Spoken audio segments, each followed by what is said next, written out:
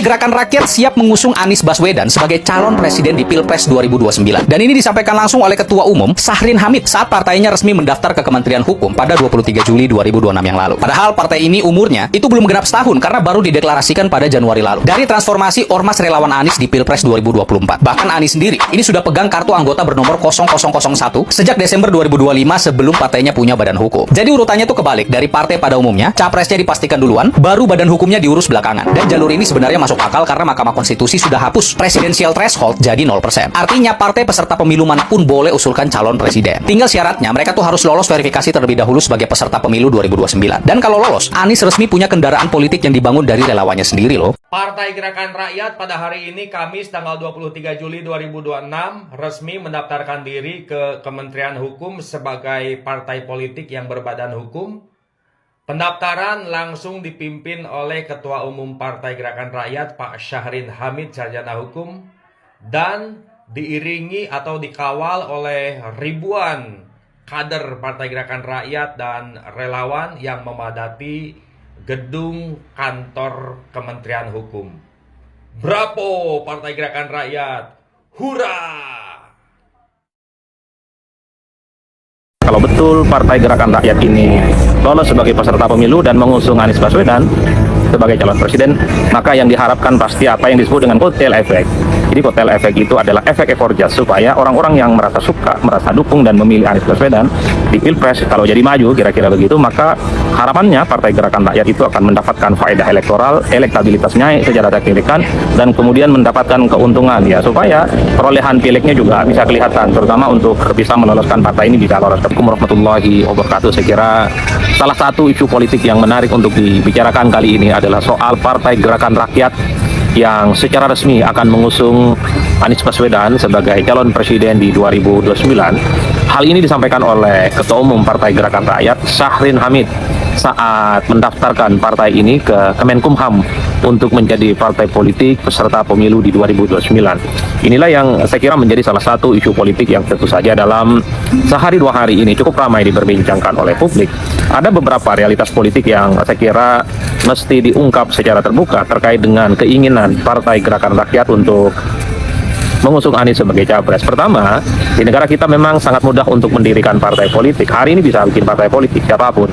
Besok pun juga bisa bikin partai politik karena dalam undang-undang dijamin tentang kebebasan untuk berserikat dan berkelompok. Jadi sangat mudah sebenarnya untuk bikin partai politik, bisa partai politik kuning, partai politik biru, partai politik hijau, merah dan seterusnya dan seterusnya. Apapun judulnya bebas di negara kita karena dijamin oleh undang-undang. Tapi kalau partai politiknya ingin ikut pemilu atau menjadi peserta pemilu 2029 misalnya, ya maka partai ini harus terverifikasi. Salah satu yang harus dilakukan adalah misalnya harus ada SK dari Kemenkumham. Baru setelah itu kalau sudah keluar SK Kemenkumhamnya, maka partai politik ini akan mendaftarkan ke KPU. Dan nanti KPU akan melakukan verifikasi, dua tahap verifikasinya. Pertama adalah verifikasi administrasi, baru yang kemudian yang kedua itu adalah verifikasi faktual. Jadi Partai Gerakan Rakyat ini sebenarnya adalah sedang memulai jalan panjang menuju 2029. Sebagai partai politik yang beberapa waktu yang lalu dideklarasikan secara resmi sehari dua hari ini kita melihat bagaimana partai ini di bawah Ketua Umum mereka Syahrin Hamid sudah mendaftarkan diri. Partai ini ya berbadan hukum salah satunya. Lalu setelah itu di tahun depan kalau tidak salah di 2027 akan terjadi verifikasi partai politik untuk mengikuti pemilu 2029. Verifikasi pertama adalah administrasi, di situ akan dicek syarat-syaratnya, misalnya apakah keanggotaannya itu sudah terpenuhi di level provinsi, kabupaten, kota, dan ada anggota-anggota di setiap kepengurusan itu, termasuk juga apakah ada SK Kemenkumhamnya, termasuk juga soal apakah sudah punya kantor, sekretariat yang kemudian ini disebut sebagai syarat administratif, termasuk juga adalah soal kepengurusan 30% untuk perempuan. Baru setelah persyaratan administrasi itu dinyatakan lolos oleh KPU, maka akan terjadi yang disebut dengan verifikasi faktual. Nanti akan dihadirkan anggota-anggota, akan dicek secara random oleh KPU apakah Partai Gerakan Rakyat ini memiliki anggota yang sesuai dengan standar tentu saja di berbagai provinsi, kabupaten, dan kota. Jadi itulah yang kemudian begitu banyak sebenarnya partai politik sekalipun banyak di negara kita tapi gagal sebagai peserta pemilu karena di situ ada verifikasi administrasi dan verifikasi faktual. Yang rumit itu biasanya adalah verifikasi faktual untuk menghadirkan jumlah anggota di setiap kabupaten dan kota ketika dilakukan verifikasi oleh KPU. Tinggal kita cek apakah Partai Gerakan Rakyat yang sejak awal ini adalah terafiliasi ke Anies Baswedan akan lolos verifikasi faktual. Kalau lolos verifikasi administrasi, verifikasi faktual seperti yang disampaikan oleh Bung Sahrin Hamid, Ketua Umum Partai Gerakan Rakyat, maka partai ini akan mengusung Anies Baswedan sebagai calon presiden di 2029. Itu yang pertama ya. Nah yang kedua, kalau kita mau jujur sebenarnya memang sejak awal Partai Gerakan Rakyat ini adalah partai politik yang memang sangat identik dengan Anies Baswedan karena para pendiri, para pengurus, para inisiatornya, dan bahkan inisiatif untuk menjadikan partai ini, yaitu Partai Gerakan Rakyat, itu tentu tidak terlepas dari Anies Baswedan. Itu disampaikan secara terbuka oleh Syahrin Hamid di berbagai kesempatan bahwa ini adalah partai politik yang memang didesain supaya Anies Baswedan itu nantinya punya kendaraan politik untuk maju sebagai calon presiden. Karena apapun judulnya, di negara kita itu suka tidak suka untuk menjadi calon presiden dan calon wakil presiden, wajib hukumnya diusung oleh partai politik. Kalau kita membaca Undang-Undang Pemilu, di situ disebutkan bahwa calon presiden dan calon wakil presiden diusung oleh partai ataupun gabungan partai politik. Jadi dalam konteks inilah kemudian Partai Gerakan Rakyat ini pantang mundur, sudah deklarasi, awalnya jadi ormas, kemudian jadi partai, mendaftarkan ke Kemenkumham, dan nanti akan menghadapi. Halo teman-teman, jumpa bersama saya di Politik Dangi ya. Ini sangat luar biasa teman-teman. Teman-teman, seandainya Anies Baswedan itu tahun 2029 bergabung atau merapat ke Prabowo, apakah kalian setuju?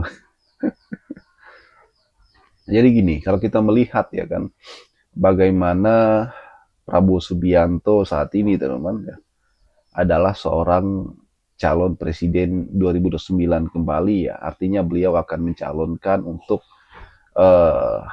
kedua kalinya ya, atau sang petahana lah. Dan kalau kita melihat apa yang dilakukan Prabowo saat ini teman-teman, ini sungguh luar biasa ya kan. Sungguh Prabowo ini masih kuat sebenarnya. Namun pertanyaannya adalah siapa yang berani menantang Prabowo di 2029 ya kan? Karena kita melihat saat ini ya, bahkan mungkin ada beberapa nama yang kemudian mempunyai elektabilitas bahkan mendekati Prabowo, bahkan melebihi Prabowo ya. Sebut saja ada KDM misalnya. Survei SMRC terbaru teman-teman itu menunjukkan elektabilitas dari KDM itu jauh melampaui Prabowo. Ini di luar dugaan. Sangat-sangat teman-teman. Jadi ini sangat luar biasa teman-teman. Kemudian di nomor 2 itu ada Prabowo dan nomor 3 ada Anies. Dan ini kan adalah sebuah fenomena yang kita lihat ya. Apa yang dilakukan oleh Anies saat ini teman-teman ya, bagaimana ia bekerja dalam politik ya kan, bekerja untuk menjadi seseorang yang terus berkomitmen teman-teman ya, untuk menjadi tokoh yang berjuang untuk rakyat ya. Ini terlihat ya, bagaimana ia kemudian membantu masyarakat, membuat jembatan, membuat partai politik, terus bergerak ya, berbagi ilmu dan sebagainya. Itu adalah langkah-langkah yang menurut saya adalah sebuah langkah jitu ya dari Anies Baswedan. Saya yakin ini adalah momen di mana 2029 adalah tempat bagi Anies untuk terus berjuang untuk rakyat ya kan. Jadi 2029 ini adalah langkah yang sangat strategis bagi Anies ya, akan berhadapan-hadapan dengan Prabowo lagi teman-teman. Bagaimana menurut kalian? Kita diskusi di kolom komentar ya. Sampai jumpa lagi. Salam.